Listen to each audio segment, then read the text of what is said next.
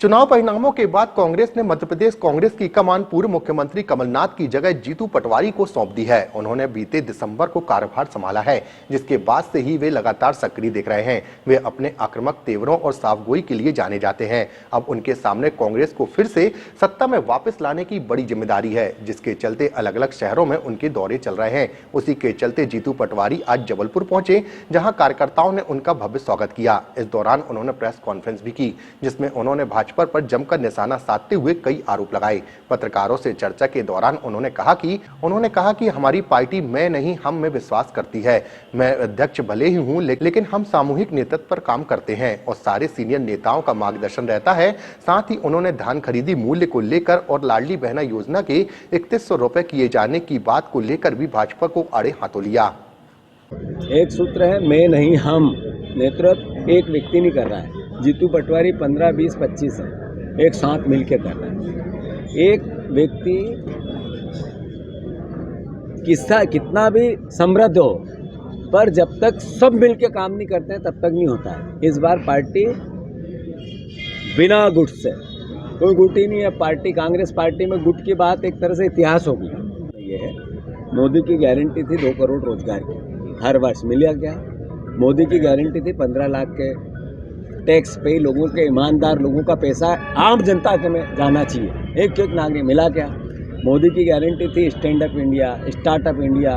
मोदी की गारंटी थी $5 ट्रिलियन की अर्थव्यवस्था। मोदी की गारंटी थी ये लाडली बहना में 3000 रुपया।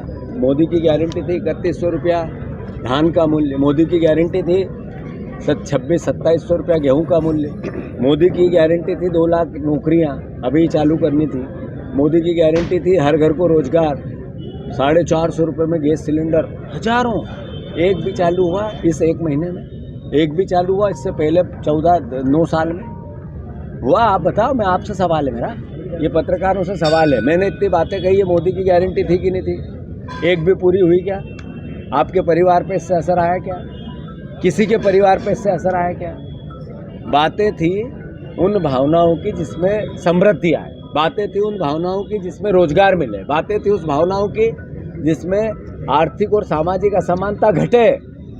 वो क्यों 10% लोगों के पास सारी संपत्ति जा रही है? क्यों गरीब होता जा रहा है? ये सवाल तो है। ये अगर इतनी बातें थी, 2-3 दिन पहले जबलपुर में हमारी सरकार ने कैबिनेट की, मध्य प्रदेश की सरकार ने कैबिनेट की। विभागों के बंटवारे के बाद पहली कैबिनेट थी। उसी दिन अखबार में एक और खबर आई, मीडिया जगत ने एक और खबर प्रसारित की कि मध्य प्रदेश की सरकार जनवरी से लेके मार्च तक 28,500 करोड़ रुपए कर्ज लेगी। 28,500 करोड़ रुपया, यानी लगभग 350 करोड़ रुपया कर्ज लेगी। आरबीआई के परिपत्र के माध्यम से देश को ये पता चला। पहले से हमारी सरकार कर्ज में है। सवाल ये है कि जब कैबिनेट हो रही थी तब हमें आशा थी कि हमारी सरकार ने जो बहनों को 3000 रुपया देने की बातें कही, जो हमारी सरकार ने कहा कि कुछ हो जाए 3100 रुपये में धान खरीदा जाएगा, हमारी सरकार ने कहा, मध्य प्रदेश की सरकार ने कहा कि 2700 रुपये में गेहूं खरीदा जाएगा, 450 रुपये में गैस का सिलेंडर मिलेगा। और एक हमारे मुख्यमंत्री ने 3 दिवसीय विधानसभा के सत्र में वचन, उनकी जो घोषणा पत्र की कापी लहराई और कहा ये हमारे लिए गीता और रामायण है। तो गीता और रामायण के एक अक्षर का भी पालन क्यों नहीं किया हमारे मुख्यमंत्री जी ने इस कैबिनेट में?